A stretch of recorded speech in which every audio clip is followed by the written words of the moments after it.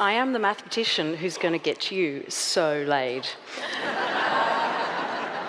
And to begin, I need you to stare at this equation. I mean, there's your first orgasm right there, I know it. But these are very sophisticated equations that model a successful marriage. And they're groundbreaking equations because it was the first time that truly sophisticated mathematics was used in the field of romance. And they predict with 95% accuracy rate whether newlyweds will be together in 6 years' time. And you can see there's the W for wife and the H for husband. And so they modeled newlyweds talking about areas of contention like the in-laws or money. And then they modeled the responses according to how each partner was responding to the other. Body language as well. And what came out was this interesting influence factor at the end there, which actually revealed that couples that responded the least to each other had a better chance of a successful marriage. So that means, I see some people are like, we knew that.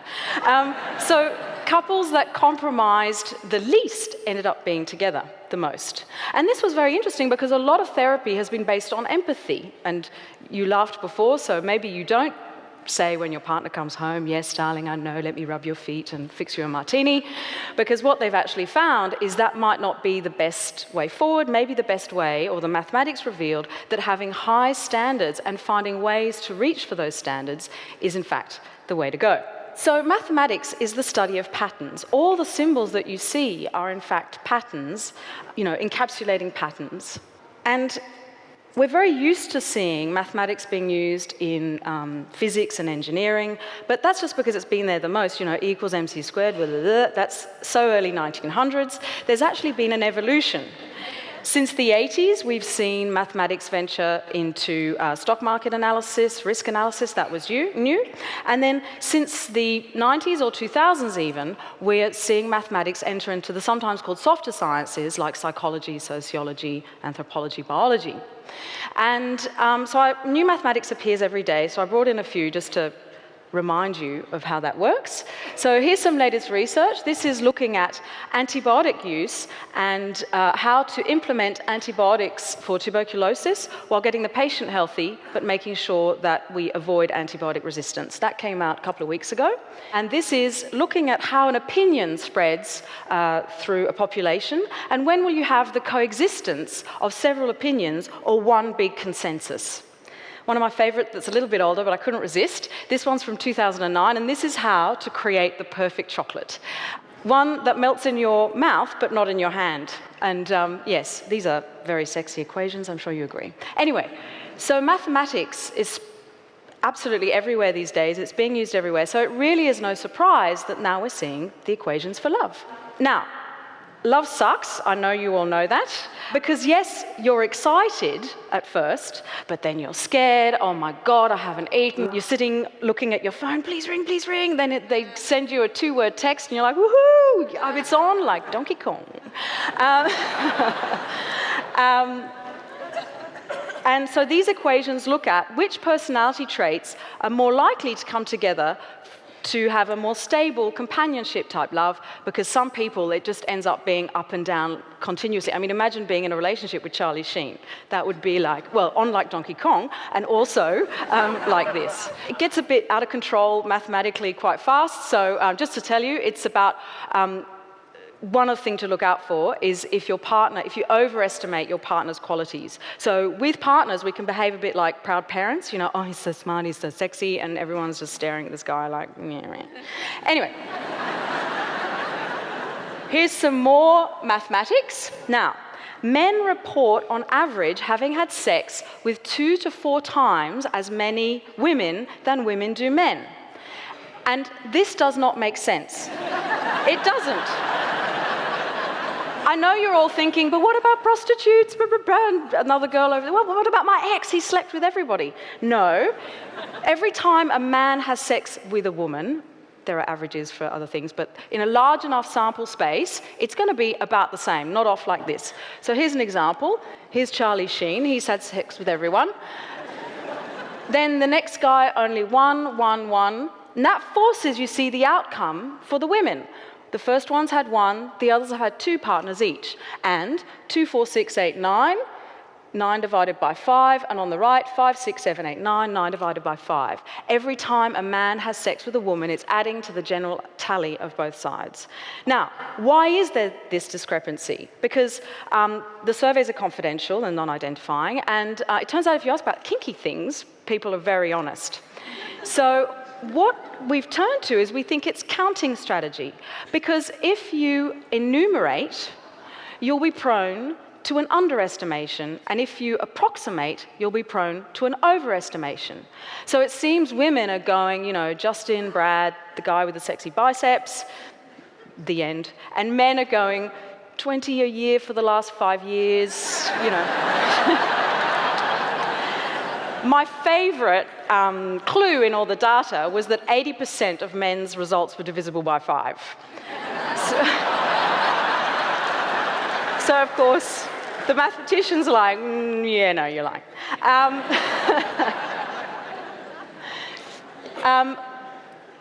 Back to some more waves. Of course, there are waves in women's hormones, and these equations look at what kind of mechanism is in a woman's body that how does your body know 28 days have gone by? And it's based on understanding why women have all their immature eggs at birth ready to go. But look, we hear so much about women's hormones, so I brought in men's as well. These are these are real, I'm not making them up. These model the relationship between the brain and the testes as the fluctuation happens during the day. So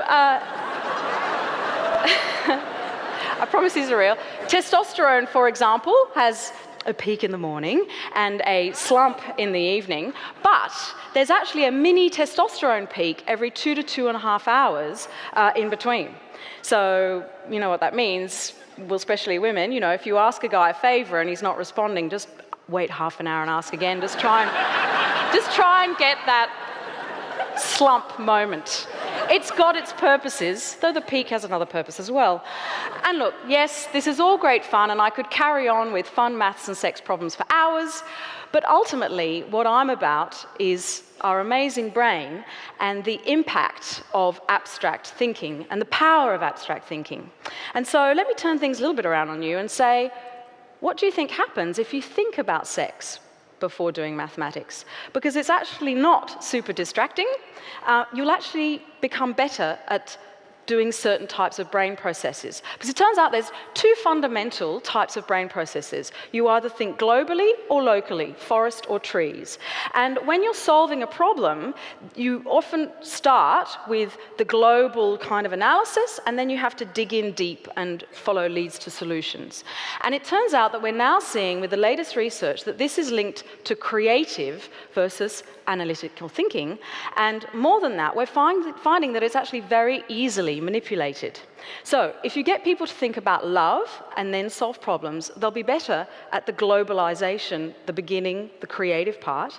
And if you get people to think about sex, they get better at the process part of the problem solving. Easy as that. And here's the bigger question that interests me. What is this thing called mathematics that's only been going for about 2,000 years, that popped up independently across the world, that so many people swear they can't do? See, there's something that's not quite reconciling there. You can't have something that's developed so recently with some people just having an extra brain bit. No, that doesn't make sense. It's about finding those right triggers. And here's a school report card of mine in French. My parents are these wild travelers, always looking for wild parties. I'm actually the conservative offspring of some crazy, wild people. And as you see, we lived in Cannes, whatever, great parties there. But more importantly, you can see 2 out of 20 for mathematics, and my best result was 15 for travaux manuels et techniques, which is woodwork. So it's very clear to me what life is like without mathematics. And once I found mathematics at 18, when I came to Australia, it was the first time that I was connecting to something pure, to something that was so amazing. You see, pattern recognition is right at the core of the animal kingdom. You see, even reptiles recognize whether it's something to eat, fight, or have sex with, and even a jellyfish knows which way's up and which way's down. Now, the seeds of the number concept are also very much part of the animal kingdom. A pack of animals will recognize whether another pack is greater than theirs, and you can actually teach a rat to press a lever an approximate number of times to get food. Now, you see how I use the word approximate? That's because the rat doesn't have self-awareness or a linguistic ability to capture, tame those innate sensations. So if the rat is just tapping 3 times, 1, 2, 3, we'll kind of get it right. But once it gets to 16, the poor little rat is like tapping away, doesn't know where it's reaching. And in fact, it's the same with us. If you do an experiment where we can't count out, we'll make exactly the same mistakes as the rat. Now, we went further. We went things like 2 + 5 = 5 + 2. I can swap the order of things and still reach the same result. We went further still. A + B = B + A. I can substitute any of the infinite number of numbers that I'm now aware of in that formula, and it means the same thing. You see, language is more than just naming things. With it, we also got cause and effect and temporal reasoning. And you see, mathematics is our most precise use of this syntactical understanding. Because with mathematics, at each step that you're creating the pattern linking discovery, there's no ambiguity. It is very precise what you're doing at each step, what is in each classification. True or false, that's it. In the box, or outside the box. It's very clear, ultimate precision. And that is why mathematics is so powerful and being used more and more, right through to sex. And that's why it's so hard, because you're using the limits of our evolution right to their extreme. We're taming those innate sensations with the most ultimate precision we can. You see, mathematics, as you can see, it's just, what's so breathtaking is that it emerged independently across the globe. And when people came together in peace or war, they may have clashed when it came to religion, cultures, languages, but their mathematics or pure pattern recognition just meshed. You see, mathematics lies right at the roots of humanity. Like sex, it transcends human culture. And now that I've shared that with you, you are the sexiest ladies in town. Thank you very much.